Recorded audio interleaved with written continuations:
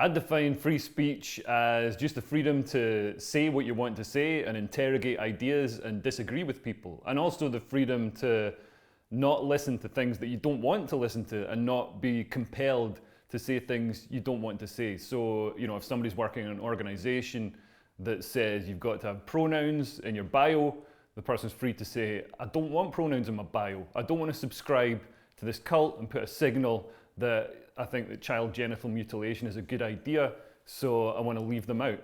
So I think being free to not say stuff is as important as being free to say stuff.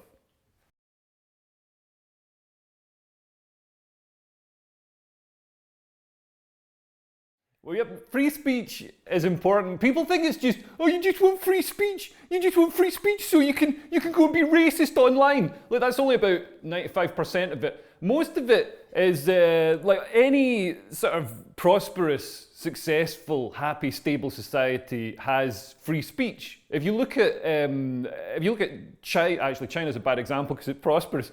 But if you look at the Middle East, all these countries where you don't have free speech. Free speech is directly linked to sort of economic freedom, having the freedom to go and do what job you want to do and pursue whatever business ideas, and having the freedom to protect your ideas, and having a sort of uncorrupted court system that'll let you protect your business and conduct business and sort of enforce deals that are agreed on. So free speech is an essential, the sort of bedrock of all of that. I mean, if you look at societies that are successful across the Western world, they've all got that freedom and they all treat people as individuals. And I think now in the West, we're starting to see a sort of drift away from that. I think the sort of post-millennial consensus was that as China became more prosperous, it would sort of drift towards freedom. And I think what we're seeing instead is in the West, we're drifting towards a sort of Chinese model of autocracy, and I mean, lockdown was a classic example of that. You'd think, I mean, the sort of gut reaction, I think Boris had this gut reaction as well, was that British people will never stand for these lockdowns and these restrictions on our freedom. What we actually found out from lockdown was all the British people were like, oh my God, lock me down harder. Lock me down harder, take away more of my freedoms. I want to feel safe. People will trade the illusion of safety for the sort of genuine safety of being free.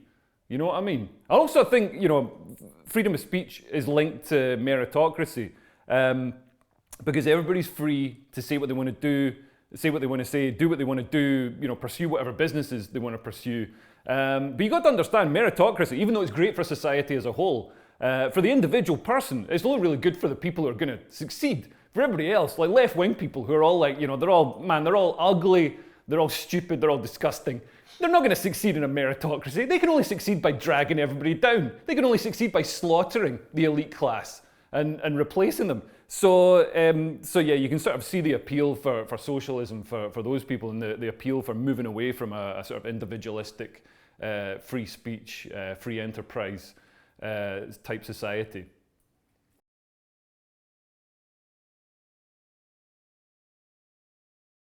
Well, the sort of overall threat to free speech is just the fact that we're moving in a sort of a uniparty direction. The whole Western world. If you look at the differences between the two parties, between Labour and the Tories in the UK, they're essentially very similar parties on policy, which is why other fringe parties have come in to sort of hoover up people who want something different.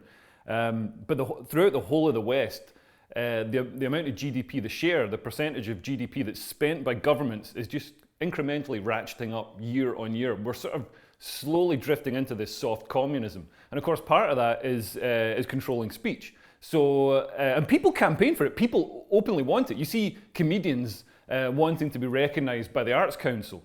Because they think, oh, then we get funding, it'll be good for us. No, if the Arts Council comes in and is funding your comedy, it means they control you, they own you. You have to fill in the forms to get the funding. You've got to tick those boxes. If you're saying the wrong thing, you don't get the funding. And then you think, oh, I want to opt out of this system. Well, sorry, all the venues are owned by the state now. You know, and literally in Scotland, I mean, the SNP played a blinder. The Scottish government played they used to be the government, and the Scottish Nationalist Party played a blinder because they own the Stand comedy clubs, the biggest comedy clubs in Scotland.